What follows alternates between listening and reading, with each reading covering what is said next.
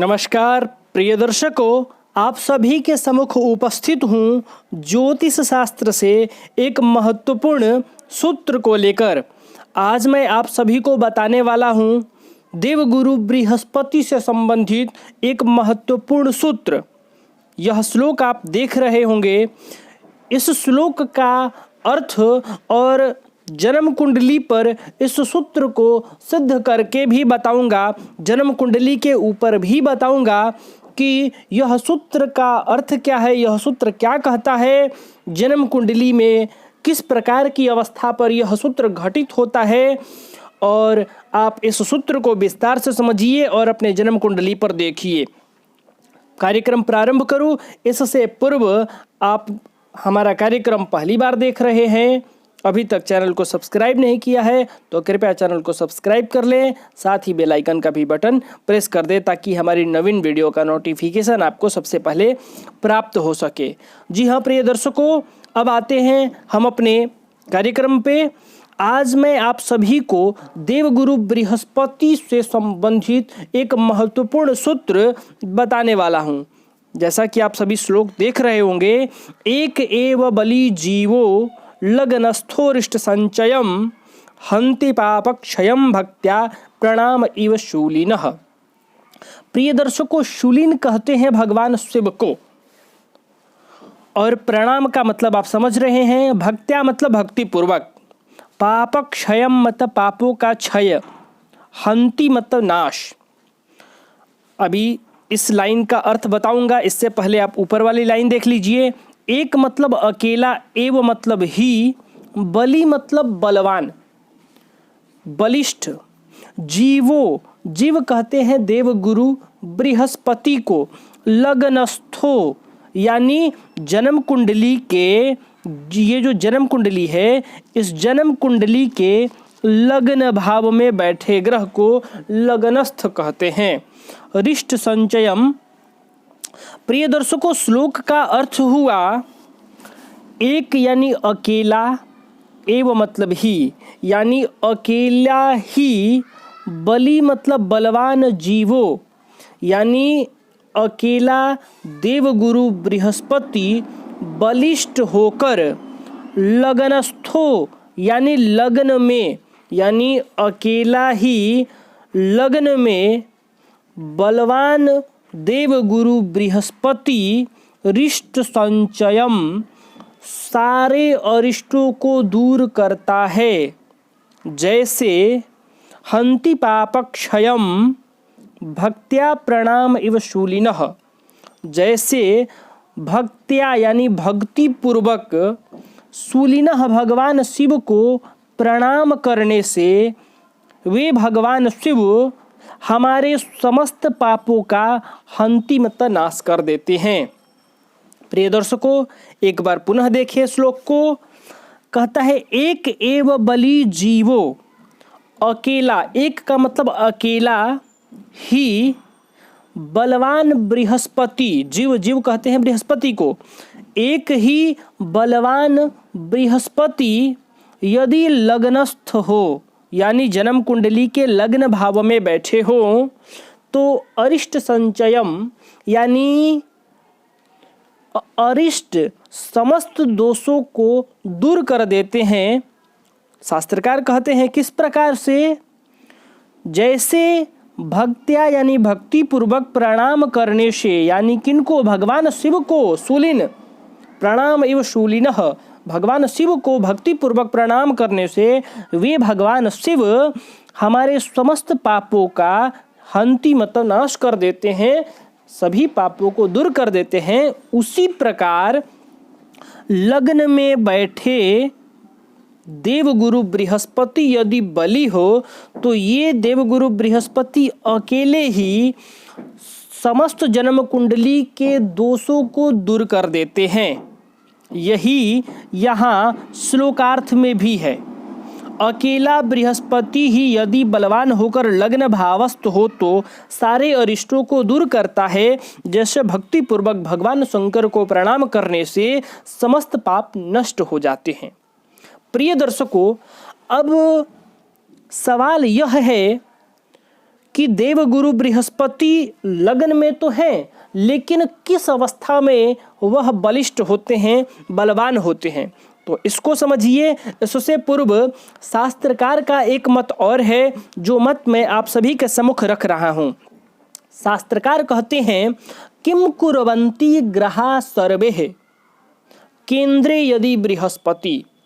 कहने का मतलब है, किम कुर्वन्ति, क्या कर लेंगे, ग्रहा सर्वे यानी सभी ग्रह, केंद्रे यदि बृहस्पति, यदि जन्म कुंडली के केंद्र भाव कौन कौन से हैं, तो पहला भाव, चौथा भाव, सातवां भाव और 10वां भाव, ये चारों भाव केंद्र के भाव हैं। और शास्त्रकार कहते हैं कि इन्हीं 4 भावों में यदि बृहस्पति बैठे हों, अब बृहस्पति बैठने का मतलब समझिए कि बलवान अवस्था में बैठे हों, किसी भी प्रकार से उन पीड़ित न हो, दोष न हो, कोई भी दोष न हो, बलवान हो, और यदि वो केंद्र में बैठे हैं तो किम कुर्वन्ति ग्रहा सर्वे, सभी ग्रह यानी देवगुरु बृहस्पति के अलावा जितने सारे ग्रह हैं वे क्या कर लेंगे। यदि बलवान होकर देवगुरु बृहस्पति केंद्र में बैठे हैं तो क्या कर लेंगे का मतलब है कि वो किसी भी प्रकार से अनिष्ट नहीं कर सकते हैं कुंडली को और जातक को। सभी दोषों का अकेला बृहस्पति ही केंद्र में बैठा हुआ समस्त दोषों का नाश कर देगा। जातक को किसी भी प्रकार के दुष्प्रभाव या अरिष्टों को होने नहीं देगा। किसी भी प्रकार के कष्ट, दोष कुंडली में जो बन रहे हैं उसको जातक तक पहुंचने नहीं देगा, अकेला देवगुरु बृहस्पति यदि केंद्र में बैठा हो तो। लेकिन इस श्लोक का अर्थ है कि उन केंद्र भावों में भी देवगुरु बृहस्पति लग्न में बैठे हों। अब आइए लग्न की कुछ विशेषता आपको बताता हूं। यह जो लग्न भाव है यह जन्म कुंडली का केंद्र भाव है। तो जैसा कि मैंने पहले कहा, किम कुर्वन्ति ग्रहा सर्वे केंद्रे यदि बृहस्पति, तो यह केंद्र का भी भाव हो गया। और यह भाव जन्म कुंडली का त्रिकोण भाव भी है। यदि आप केंद्र त्रिकोण संज्ञा नहीं समझ रहे हैं तो आप हमारे पूर्व के कार्यक्रम को देख लीजिए, उसमें मैंने केंद्र त्रिकोण आदि भाव संज्ञाओं को बताया है।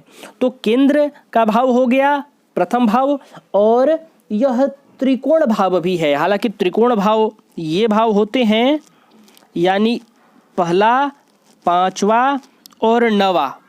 अभी पूर्व में मैंने केंद्र के भाव बता दिए, पहला, चौथा, सातवां, 10वां, और त्रिकोण भाव होते हैं पहला, पांचवा और 9वां भाव। उस 9वें भाव में जो पहला भाव है यह सर्वाधिक श्रेष्ठ भाव है। क्यों? क्योंकि यह केंद्र भी है और त्रिकोण भी है। और इसकी क्या विशेषता है देवगुरु बृहस्पति से संबंधित? तो यदि देवगुरु बृहस्पति लग्न में बैठते हैं तो वो केंद्र में भी बैठे, त्रिकोण भाव में भी बैठे। और देवगुरु बृहस्पति जब लग्न में बैठते हैं तो इनको एक विशेष बल प्राप्त हो जाता है। हालांकि मैं यहाँ कहूँगा कि ये किसी भी राशि के होकर यदि लग्न में बैठे तो इनको यह बल जरूर मिलेगा जो बल है दिग्बल, दिशा बल, अपने दिशा में बैठने का बल। यानी देवगुरु बृहस्पति जो है पूर्व दिशा में बली होते हैं, और लग्न है पूर्व दिशा, सप्तम भाव ये वाला है पश्चिम दिशा। तो जब यह पूर्व दिशा में बैठते हैं तो इनको दिग्बल प्राप्त हो जाता है। लग्न में बृहस्पति किसी भी राशि के बैठे हों तो दिग्बली होंगे। लेकिन यहाँ केवल दिग्बली से बात नहीं है, यहाँ हर तरह से देवगुरु बृहस्पति को बली होना पड़ेगा। यानी अच्छे राशि में बैठे हों, अच्छे अंश बल पर हों, तभी यह सारे अरिष्टों को दूर करेंगे। तो आइए अब समझते हैं कि देवगुरु बृहस्पति की अवस्था कैसी होनी चाहिए, जो बली अवस्था मानी जाएगी। क्योंकि जब बलवान होकर लग्न में बैठेंगे तभी सारे अरिष्टों को दूर करेंगे। तो प्रिय दर्शकों, देवगुरु बृहस्पति लग्न भाव में बैठे धनु राशि के या मीन राशि के, यानी आपकी जन्म पत्रिका धनु लग्न की हो या मीन लग्न की हो तो देवगुरु बृहस्पति अपनी राशि के होके बैठेंगे, या फिर हो कर्क राशि की यानी जन्म कुंडली के लग्न भाव में नंबर 4 लिखा हो तो देवगुरु हो जाएंगे उच्च के, यानी यहाँ स्वराशि हो या उच्च राशि के बैठे हो देवगुरु बृहस्पति लग्न में, और साथ ही साथ देवगुरु बृहस्पति का जो अंश होगा वह 12 से 18 तक हो तो ज़्यादा श्रेष्ठ है, उत्तम है, देवगुरु बृहस्पति ज़्यादा बलिष्ठ हो जाएंगे।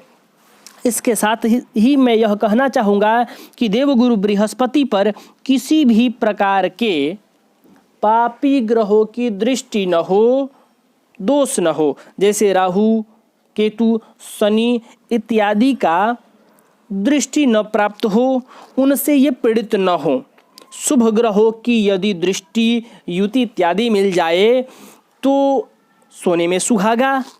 देवगुरु बृहस्पति जो स्वयं से बलिष्ठ हैं उनको और अधिक बल प्राप्त हो जाएगा।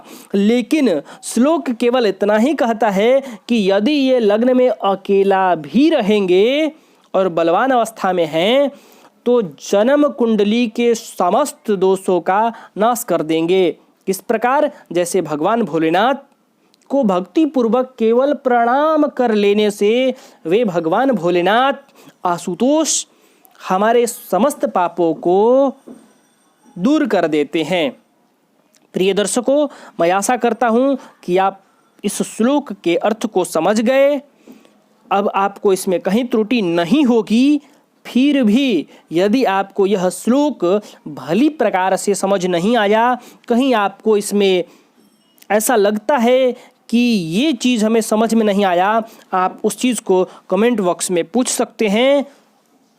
आपके प्रश्न को प्रधानता पूर्वक लिया जाएगा और सरलता पूर्वक आपको समझाने का प्रयास किया जाएगा ताकि आप इस श्लोक को समझ सकें। प्रिय दर्शकों, आज से मैंने यह कार्य प्रारंभ कर दिया। श्लोक वत आपको ज्योतिषीय सूत्र समझाने का। आगे आने वाले दिनों में मैं आपको यह भी सूचना कर दूंगा कि आप कौन सा एक पुस्तक ले लें। क्रमशः पुस्तक भी चलाएंगे। आपको मैं बता दूंगा कि आप इस पुस्तक को ले लें। उस पुस्तक के श्लोकों को क्रमशः हम पढ़ेंगे। तो आपने हमारे चैनल को सब्सक्राइब कर लो, चैनल से जुड़े रहो ताकि आप ज्योतिष का ज्ञान प्राप्त कर सको। मैं आपको श्लोकवत अर्थ सहित जन्म कुंडली पर बताकर विस्तार से बताने का प्रयास करूंगा। तो प्रिय दर्शकों, यदि आपको यह श्लोक समझ में आ गया तो अच्छी बात है। यदि अभी भी नहीं समझ पा रहे हैं तो आप कमेंट बॉक्स में पूछ सकते हैं। आज के लिए बस इतना ही। तब तक के लिए अनुमति दें। आपसे पुनः फिर मुलाकात होगी एक नए विषय के साथ अगली वीडियो में। तब तक के लिए अनुमति चाहता हूँ। नमस्कार।